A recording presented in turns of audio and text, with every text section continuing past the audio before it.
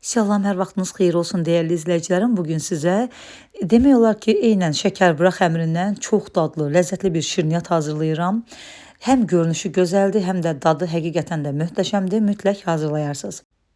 Bu şirniyyat bayram süfrələrinizə həm gözəllik, həm də rəng qatacaq. Xəmir üçün 350 qram un götürürük. Üzərinə bir çimdik duz, 1 çay qaşığı şəkər tozu və yarım çay qaşığı vanil əlavə edib qarışdırırıq. 350 qram unda 200 ml stəkan ölçüsü ilə 3 stəkandan 2 barmaq əski un eləyir. Üzərinə 100 qram kərə yağı əlavə edirik. Yağda mütləq çalışın ki, ev temperaturunda tam yumuşalmış olsun. Yağla unu əvvəlcə umac edirik. Bu reseptlə tam 12 ədəd iri ölçüdə və çox doyumlu şirniyyatlar alınır. Əgər artıq hazırlamaq istəsəniz, onda reseptdə yazılan ərzaqların miqdarını 2 dəfə artıraraq 2 qat çox hazırlaya bilərsiniz. Çay qaşığının ucunda quru maya götürürük, üzərinə 1-2 çay qaşığı ilıq su əlavə edib qarışdırırıq. Hazır olan umacın üzərinə ev temperaturunda olan 100 qram xama və 1 ədəd yumurtanın sarısını əlavə edirik. Ağını isə içli üçün saxlayırıq və xama ilə yumurtanın sarısını öncə biraz ağarana qədər çəngəllə qarışdırırıq. İstəsəniz ayrı qabda da qarışdırıb içərisinə əlavə edə bilərsiniz. Yəni mən birbaşa umacın üzərinə əlavə etdim. Mayanı da üzərinə əlavə edirik və 50-60 ml südü də hissə-hissə az-az əlavə edərək orta bərklikdə bir xəmir yoğururuq. Xəmir çalışır nə çox yumşaq olmasın, nə də çox bərk olmasın. Orta bərklikdə bir xəmir olur. Xəmir yoğurduqdan sonra üzərin örtürük bir salafanla. Daha qalın bükməyə ehtiyac yoxdur. Elə masanın üzərində eynən şəkərbura xəmiri kimi saata baxıb bir 30 dəqiqə müddətində xəmiri gözlədirik. Bir də əziz xanımlarımız, Instagramda Sabrina's Handmade, yəni Sabrinanın əl işləri Instagram səhifəsindən çox gözəl bir yayma taxtası almışam. Taxtanın siz gözəlliyinə baxın. O qədər gözəldir ki, adam işlətməyə qıymır. Bu yayma taxtası sözün əsl mənasında sənət əsəridir. Hər naxışında böyük zəhmət və zövq var. Sizin də mətbəxinizdə bu cür gözəl, rəngarəng, göz oxşayan yayma taxtasının olmasını istəyirsinizsə, onda Instagramda Sabrina's Handmade səhifəsinə daxil olaraq istədiyiniz rəngdə, istədiyiniz naxışda bu cür yayma taxtalarından siz də sifariş verə bilərsiniz.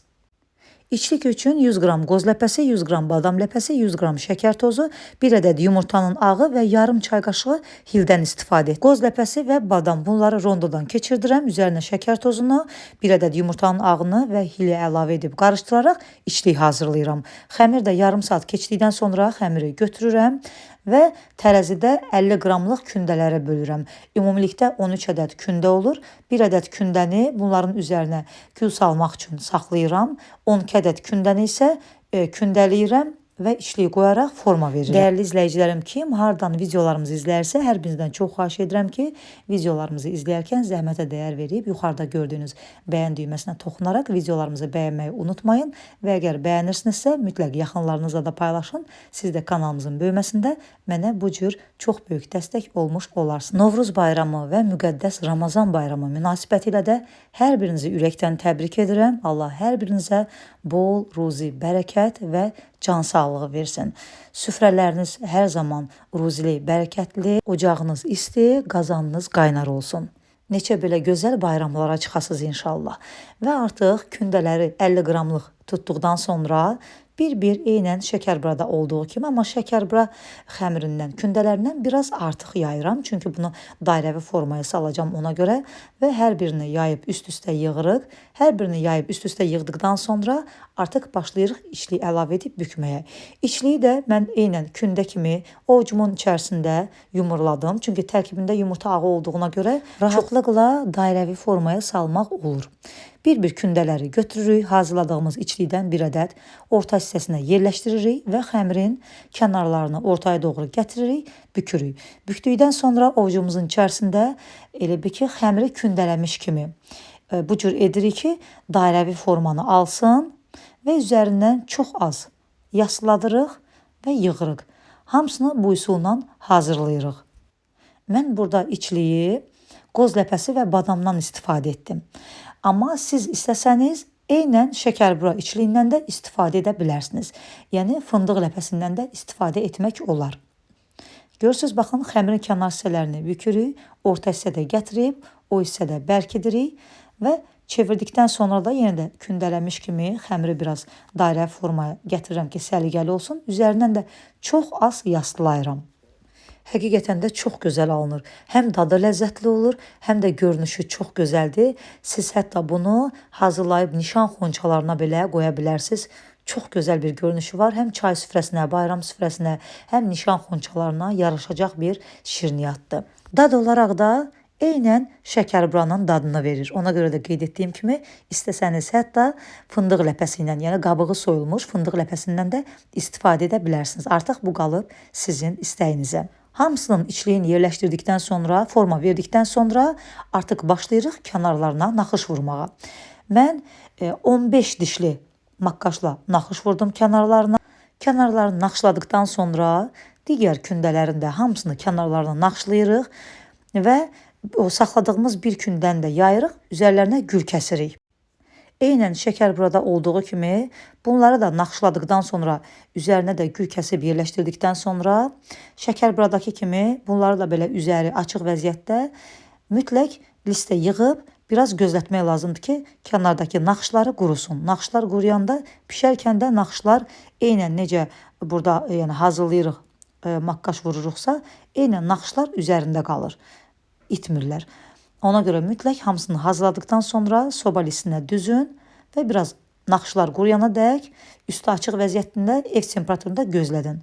Artıq ki siz əlinizi vuracaqsınız, görəcəksiniz ki bu naxışlar quruyub. Naxışlar quruyanda artıq sobaya verib pişirmək lazımdır.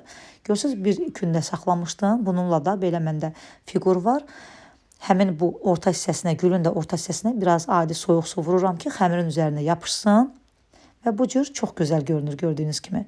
Üzərlərinə gül salırıq və güllərin də üzərlərinə tən orta hissəsinə yenə də çox az belə su vurub orta hissələrinə bir ədəd fındıq yerləşdiririk. Qabığı soyulmuş fındıq da yerləşdirə bilərsiniz. İndi mənim əlimin altında nə oldusa ondan istifadə etdim. Əsas odur ki, həm görünüş, həm dad olaraq çox gözəl alındılar. Artıq sobanı da öncədən yandırmışam. Öncədən isidilmiş sobada eynən şəkərbura rejimində, yəni şəkərburanı neçə dərəcədə bişirirsinizsə, həmin o rejimdə də mən konveksiya rejimində 120-130 dərəcə arasında sobanın ən alt gözündə 30 dəqiqə müddətində bişirib götürdüm.